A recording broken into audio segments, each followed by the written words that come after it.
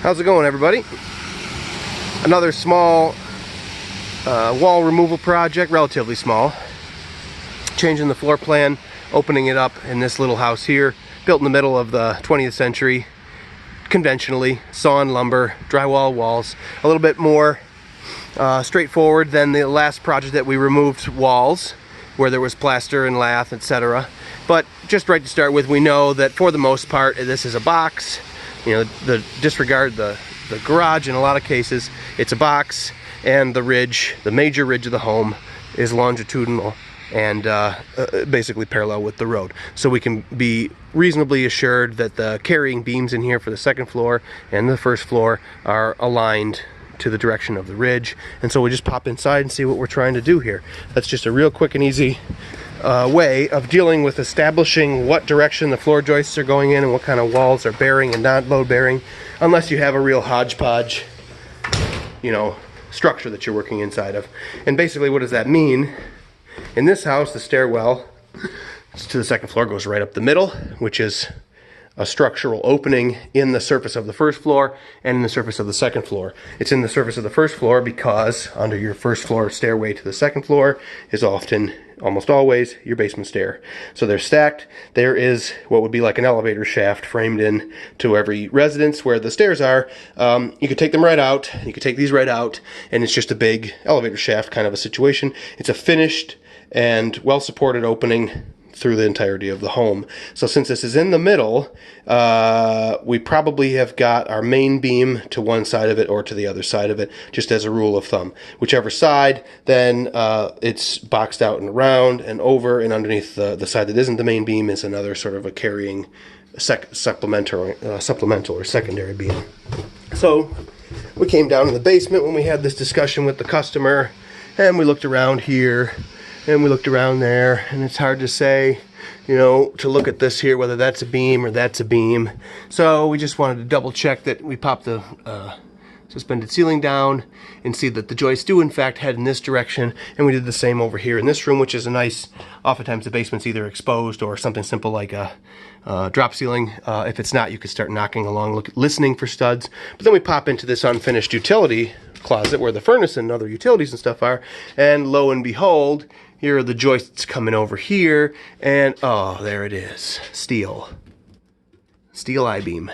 You can see him in there, and here's your jack post underneath him, and there he goes all the way down, and he goes into a pocket, and he's even been finished around on the end of the foundation wall. So that's our main beam, and he's to the right-hand side of the stairs. So it's likely that, despite the fact that the other side of the stairs has got some structural components under it, which we can't see because it's been blocked off with wood, unless we get over here and we look underneath here, which is like the holiday. It's been headed off at the back of the stairway with a pair of joists.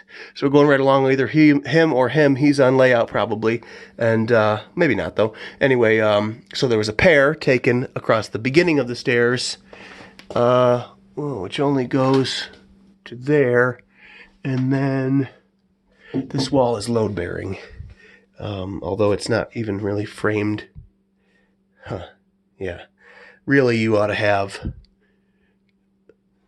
a framed wall underneath the stair stringer, and on top of that, right up and up and up. But they've gotten away with this being lightly done because it's really light duty, this little tiny house. But anyway, so we can be sure to this side of the stairway is the beam. So most likely, we come up here, we come around. That would mean that it comes through right here, underneath us, and that would suggest that there's a beam that goes right along through the second floor, right through here. Probably not steel, but it looks like he comes over and he stops because there's nothing here. So this is likely going to have to stay here in some way. I'm likely going to have to get underneath this once we uncover everything here and see what's going on. I'm likely going to have to get under this to the floor with just a lifting shore or something. In fact, mine are too long to go in here, so we'll have to be to one side or the other. But just so long as we can clean this all off and consolidate these doorway takeoffs into more of a post. And it'll probably be the same story here because this dead ends here. But we'll have to see what we get into. But what's our plan of attack? Basically, we're going to put a plain We're going to put our plastic wall plane right here to the one side of the window. We can't go any further that way, so we'll come right straight through, right across the end of the stairs, and right along here, and it'll get us right here to this side of this window. And we'll put our zipper doorway to the kitchen here, to the upstairs here, and to the living room there. And we'll operate this rest of the side of the house. We had to consolidate some of the furniture and cover it with blankets and drop cloth, but we'll be in and out of the front door.